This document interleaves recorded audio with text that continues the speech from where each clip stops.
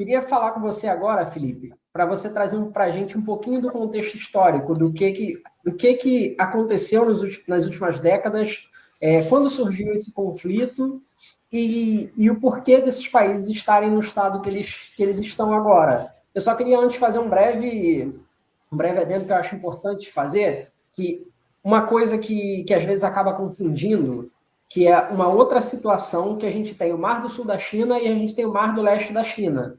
No Mar do Leste da China, a gente tem um conflito que envolve diversos países, mas ele é majoritariamente entre China e Japão, por algumas ilhas, isso já questões antigas, ainda do século XIX.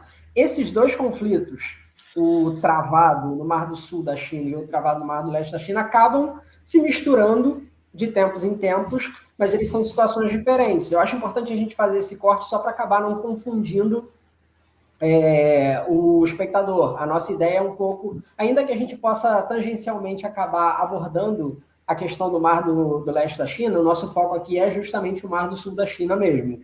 Desculpa, Felipe, fazer esse pequeno adendo de 10 minutos aqui antes de abrir para você falar, mas aí só retomando, se você puder trazer para a gente um pouco do contexto histórico para a gente entender por que a gente está nessa situação atualmente. Como o Radamés bem explicou aí, ele mostrou no mapa, são países que são muito próximos um do outro e, ao mesmo tempo, têm ideologias muito diferentes. Ou seja, são países que não dialogam entre si e, então, num cenário desse, se intensifica a necessidade de haver uma imposição bélica e, consequentemente, uma influência geopolítica, porque o Radamés bem explicou, estamos falando de uma rota marítima por onde passa cerca de um terço do comércio do mundo. Então, sim, para a gente entender um pouquinho o conflito, voltando um pouco no tempo, a história é muito rica, tem muitas nuances, a gente vai abordar hoje de forma bem resumida e traçando aqui o final do século, como ponto de partida, o final do século XIX, mais precisamente em 1895, aconteceu a Guerra Sino-Japonesa, a China foi derrotada e acabou perdendo muitos territórios para o Japão, entre eles o que hoje nós chamamos de Taiwan.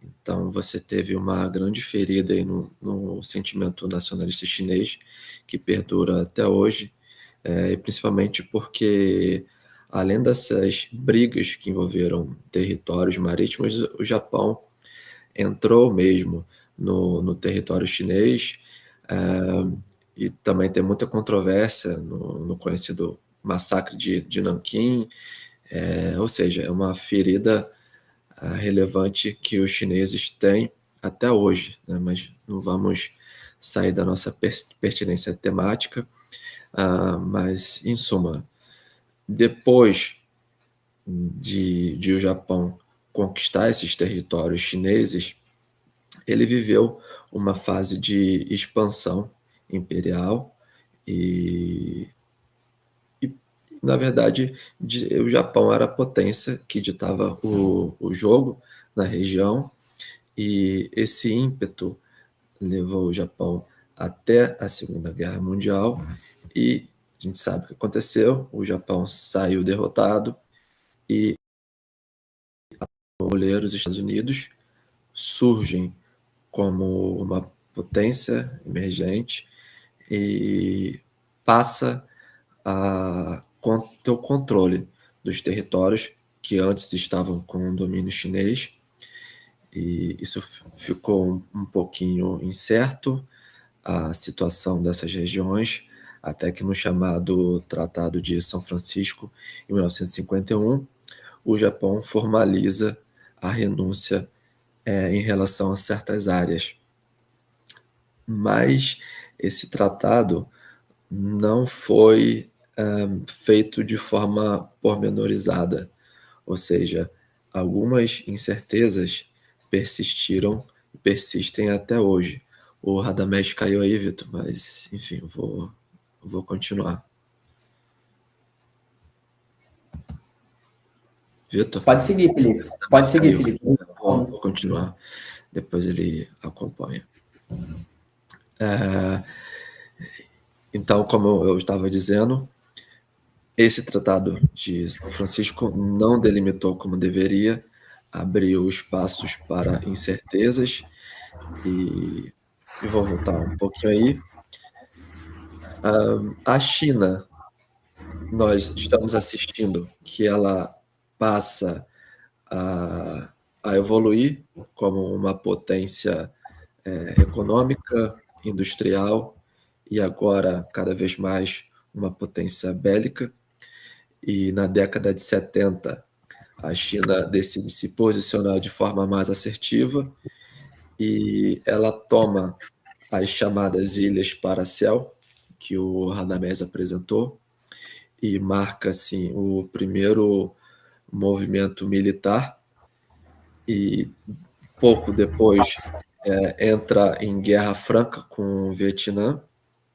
A China invade o território vietnamita sob o pretexto de entre aspas, vingar a invasão que o Vietnã havia feito no Camboja. O Camboja tinha um governante que era aliado da China, então a China faz uma espécie de retaliação, invade o Vietnã, pega assim alguns territórios, mas depois decide se retirar, uma guerra de 20 e poucos dias, e deixa lá para o Vietnã. Mas a partir daí, nós passamos a observar uma postura chinesa com outro ímpeto, né? Com outras pretensões. Isso fica muito claro. E tem também, o Radamés falou sobre sobre a forma de você dividir aquele mar. A China traça 9 traços, 10 traços, isso já oscilou bastante, mas no final das contas a China entende que é dona daquilo tudo, né? Nós poderíamos traçar tantos quilômetros a partir de cada território, isso se resolveria. 20 quilômetros, 30, 300, poderia haver um acordo desse tipo, mas o Radamés já falou que ali é uma área muito rica, Esca. A gente não pode esquecer que a China tem 1,5 bilhão aproximadamente de bocas para alimentar.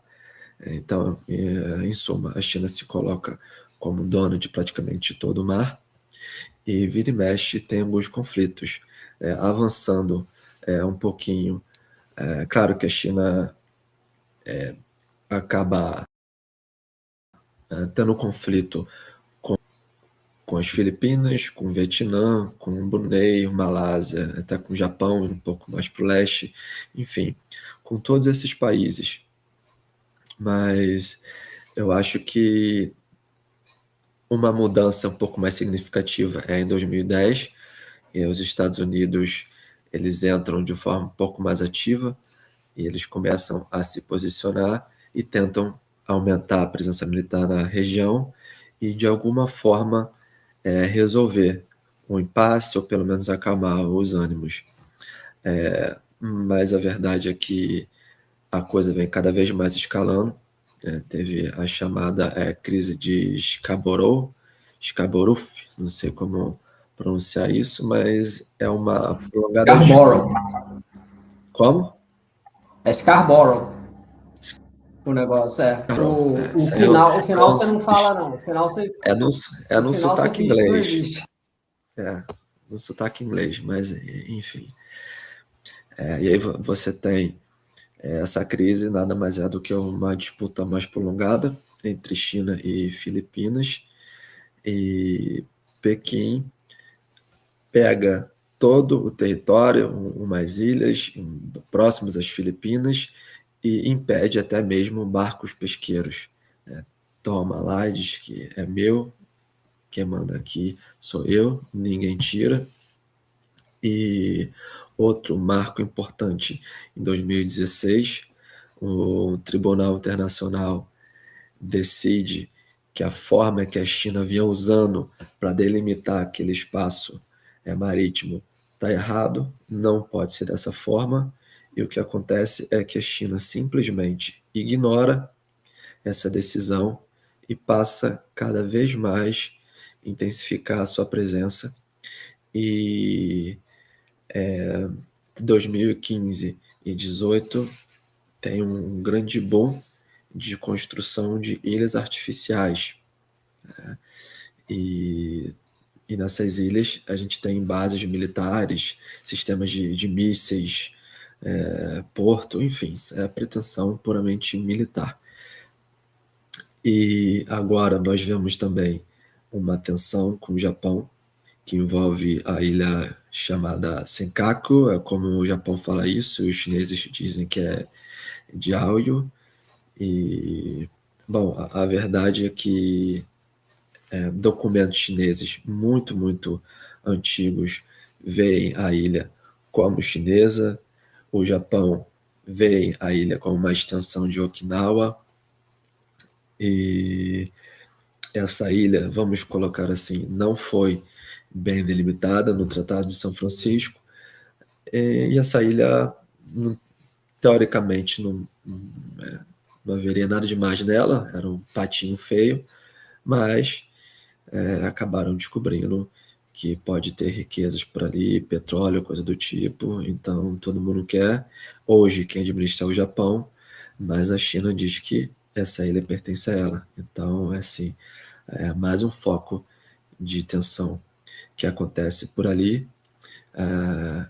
E, se eu não me engano, foi hoje ou ontem que Filipinas fizeram um treinamento militar com os Estados Unidos.